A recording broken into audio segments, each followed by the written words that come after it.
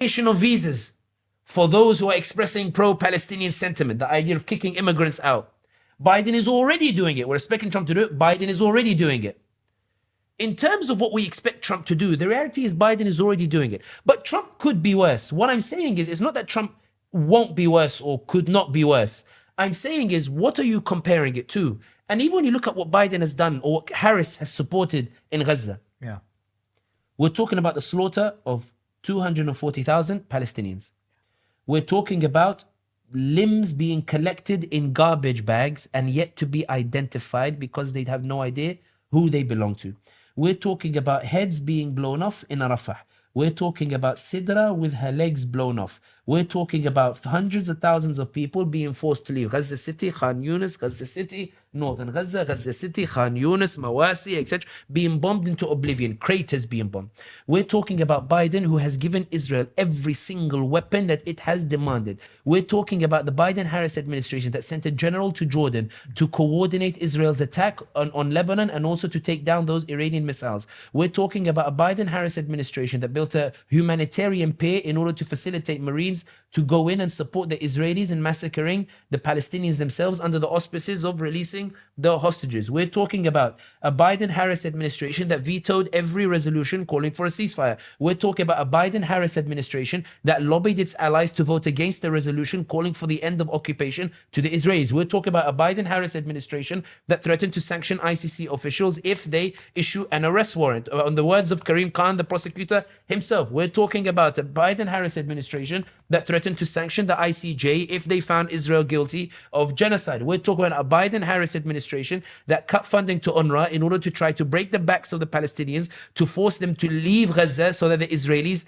can annex it and take it. We're talking about a Biden-Harris administration that on October 20th presented a bill to Congress to ask for $14 billion to give to Sisi and to give to King Abdullah of Jordan so that they can open the borders to allow the Palestinians to enter their lands. We're talking about a Biden-Harris administration that asked for $14 billion to build tents to keep the Palestinians there so that Israel could annex Gaza and Netanyahu could have his victory. We're talking about a Biden-Harris administration that when they met with the Palestinians at the White House, when Biden was shown the picture of what's happening in Palestine, he turned his head and said, I've seen these pictures, and showed no empathy whatsoever. And people can watch the interview that the gentleman did with Omar Suleiman in which he describes it. We're talking about a Biden-Harris administration that when an American citizen called Aisha Noor from Seattle was shot in the head by Israeli forces, 26-year-old, Allah yarhamha, when she was killed because she decided to leave Seattle, go to the West Bank, go to support the Palestinians, to provide aid, to provide humanitarian aid, the Israelis shot her in the head. We're talking about a Biden-Harris administration that didn't call her family, that didn't give condolences,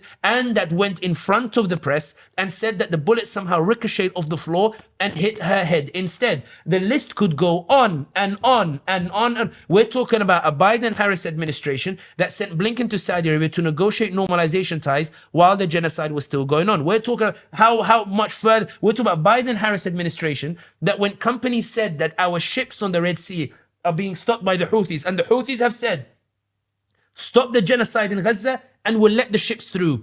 Biden and Harris said, let the genocide continue, we'll bomb the Houthis instead. We're talking about a Biden-Harris administration that when Hezbollah of Lebanon said that make a ceasefire in Gaza and we will stop sending rockets to northern Gaza that will allow the settlers to go back to stolen land that they took from the Palestinians. When Hezbollah said we'll stop as a ceasefire, the American Biden and Harris said go and hit Hezbollah instead. You have the green light to go and hit Lebanon instead. We're talking about a Biden-Harris administration that when the Jordan Farm King went to Biden to tell him we need a ceasefire instead, Biden and Harris ignored him and sent him straight back to Jordan and sent him all those air miles telling him we're not going to do anything, but we expect you to help us to take down those Iranian missiles, and we expect you to make sure those Palestinians in Jordan do not cross the border into the Israel itself. We're talking about a Biden-Harris administration that when Netanyahu entered the Philadelphia corridor in order to stop the aid going into Rafah so that Netanyahu could go in and massacre those in Rafah, we're talking about a Biden-Harris administration that would hold Congress hearings insisting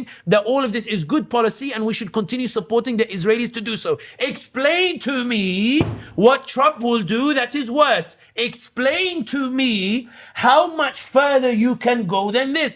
Explain to me how 240,000 being killed according to Lancet. Explain to me how much further Trump is going to go. 10,000, 20,000, 30, 40,000, 50,000, 60,000. We're still counting. We haven't got to 240,000 yet. People say no, but there will be normalization of ties between the Saudis and between the Israelis and the like that Trump will facilitate. Biden hasn't been resisting. Saudis had clear demands and Biden was about to give them. What ruined it was the genocide. What ruined it was Bin Salman said, I'm ready to normalize, but this genocide, I can see people, they are angry. Jalal won't stop talking about me. Dili won't stop talking about me. These other imams won't stop talking about me. And I need now my imam to make dua for Palestine because my people are seeing what's happening and they're getting angry. And I'm telling them that I won't normalize in exchange for a Palestinian state. But I need to say this because this genocide makes it PR-wise, I'm unable to normalize with you. I'll keep my airspace open to show sincerity. I'll keep the land bridge open to show sincerity. I'll continue to restrict expressions of sympathy for Gaza to show sincerity. I'll keep my 2 billion funds in Jared Kushner's asset fund that invests in Israeli company. I'll keep that to show sincerity. But you need to understand, I need theater to convince these Muslims that normalization is like the Treaty of Hudaybiyah. It's not that Biden is somehow preventing normalization. Biden wants it, but can't find the deal that he so desperately craves. So even normalization will continue. The UAE did not kick out its Israeli ambassador from Abu Dhabi. Neither did Morocco. Bahrain didn't reverse normalization either. Tell me what Trump will do that Biden has not done. And this is the point that I'm saying.